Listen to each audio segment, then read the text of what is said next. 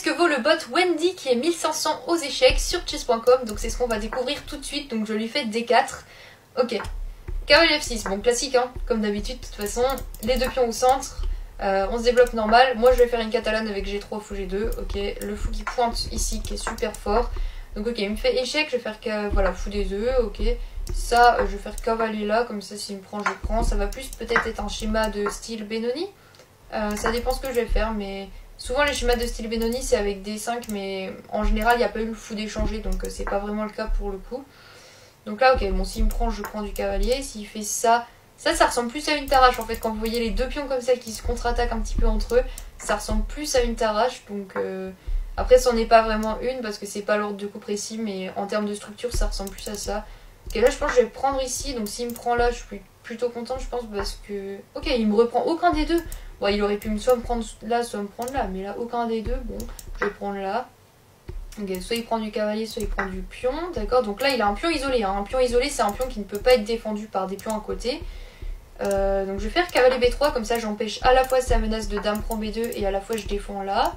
Bon là je suis contente de voir ça, parce qu'il va se créer un deuxième pion isolé, hein. Soit il reprenait de la dame et du coup c'était un pion isolé en A7, soit il reprend du pion et c'est un pion isolé en B6 et en D5 là.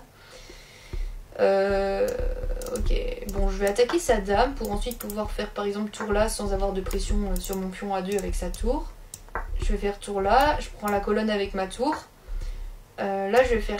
Alors ce cavalier là je pense plutôt parce que ce cavalier là permet d'ouvrir le fou. Donc je mets ce cavalier là ici. Ok, là il fait cavalier là. Cavalier B5 pourquoi pas.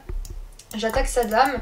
Après je vais mettre mon deuxième cavalier là. Et l'avantage... Ok, je pense que je vais faire ça. Alors là j'ai le choix si je peux peut-être prendre. Mais le problème c'est qu'il va me prendre ici. Je sais pas si c'est un problème en soi. J'ai pas très envie quand même. Mais je serais quand même tentée par prendre en fait. Ouais. Ou alors j'y vais classique comme ça. Je pense que je vais placer mes cavaliers comme ça. Je suis très bien. J'ai mon fou qui est fort. Ok. Donc là il m'attaque. Donc il menace de manger parce que du coup ça voudrait dire qu'il échange sa tour contre les deux pièces. Et ça j'ai pas forcément envie de laisser. Donc alors que ça que je protège mon cavalier. Alors si je fais A4 c'est peut-être pas mal. Parce que s'il fait tour prend, j'ai tour prend là. Et s'il me reprend je prends la tour. Et si ça cavalier prend, j'ai peut-être tour là qui rentre. Et ok, ça me plaît plutôt bien parce qu'en vrai ma tour elle s'active et c'est pas mal je pense. Ok, je vais faire A4. Et si jamais il réagit pas, je fais B. Ok, je fais B3 et je consolide mes pions et là il peut plus me prendre. Ok, donc ça me va. Ah mais j'avais B4. J'ai pas vu. Bon bah du coup j'ai encore B4 en fait. Bon, ok. Petite fourchette que j'avais complètement zappé parce que j'étais trop centralisée sur mes idées stratégiques là, de contrôle, tout ça dans la position. Donc là voilà, j'ai gagné la pièce donc je suis contente. Très très bien. Là je suis très contente même. Donc ok, je vais juste défendre mon pion je pense. Parce que là pour le coup j'ai pas forcément envie de le laisser. Maintenant que j'ai une pièce en plus, bon, je vais pas chercher à compliquer les choses. Je vais faire ça. De toute façon c'est toujours une bonne idée de faire H5. Parce que ça permet d'éviter certains G6. Et puis de prendre de l'espace tout simplement sur l'aile roi. Là il fait ça. Ok, comment je vais jouer? Bon, faut que je fasse gaffe sur mon roi parce qu'il peut potentiellement être attaqué. Après, je pense que c'est pas très grave. Là, pour le coup, je peux prendre. Et s'il me prend avec la tour, je vais faire E3. Et là, ça m'a pas l'air si grave que ça parce que son roi aussi est faible. Donc, en fait, ça va. Je vais faire dame F3. De toute façon, il a aucune manière de m'attaquer, j'ai l'impression. Bon, faut quand même que je sois vigilante. Mais je me lasse de faire dame prend D5. C'est pour ça qu'il protège, ok. D'accord. Et là, ok, faut que je trouve quelque chose à faire. Je vais faire tour là, comme ça je vais encore pouvoir mettre une pression potentielle sur le pion. D'ailleurs je viens de voir, il avait peut-être une menace, c'était dame H3. Parce que si je prends tout, après je perds mon fou là. Faut que je fasse gaffe. Hein. Ouais, faut que je fasse gaffe. Je vais faire tour là je pense. Tour là comme ça s'il fait dame H3. Je peux peut-être prendre là au pire dans tous les cas. Là j'ai ça. Et s'il fait dame H3 maintenant j'avais dame F7, ok. Ça va. Ça... Cavalier C6, ça me tenterait bien. Ok, cavalier C6 parce que je menace cavalier E7. Et après je menace cavalier G6. Pourquoi pas. Ah non mais je menace juste de prendre le fou là. Je peux le prendre. Gratuit, ok ça va. On va prendre, hein. On prend les cadeaux. Ok, comment je vais continuer maintenant? Peut-être dame là. Faut que je fasse gaffe parce qu'il peut potentiellement m'attaquer quand même. Hein. Dame là, s'il me prend, je prends et je suis contente d'échanger les dames, j'ai du matériel en plus. S'il me prend pas, bah écoute, je commence à activer mes pièces pour l'attaque, ça me plaît. Ok, je vais pouvoir... Ah non, je peux pas prendre parce que je suis Chloé, oulala.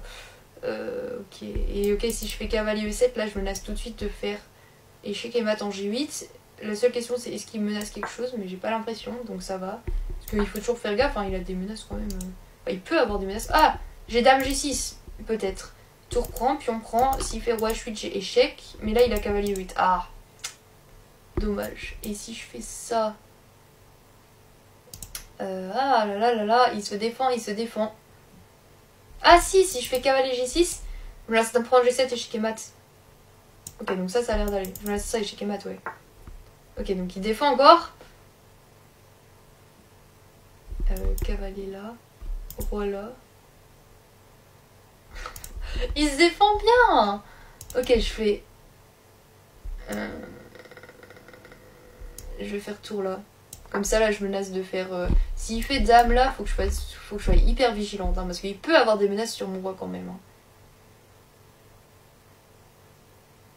Je suis sûre il y a quelque chose que tu vois pas. Ok, dame F8 peut-être, non?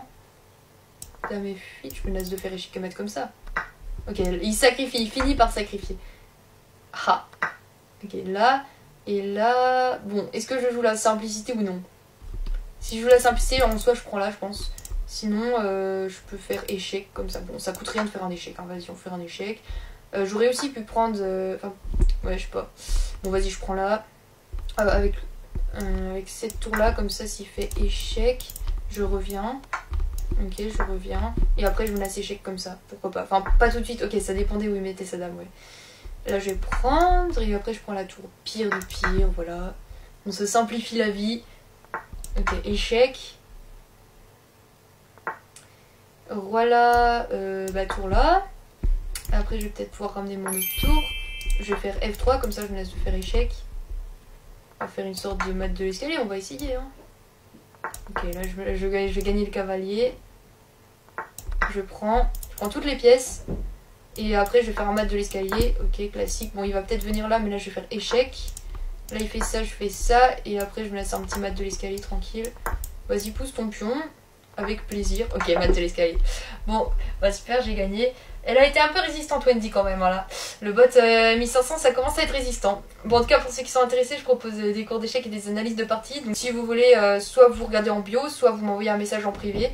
Et bah, sinon, j'espère que cette vidéo vous aura plu. Et si vous avez des questions, n'hésitez pas dans les commentaires. Je ferai des vidéos pour vous expliquer ce que vous n'avez pas compris.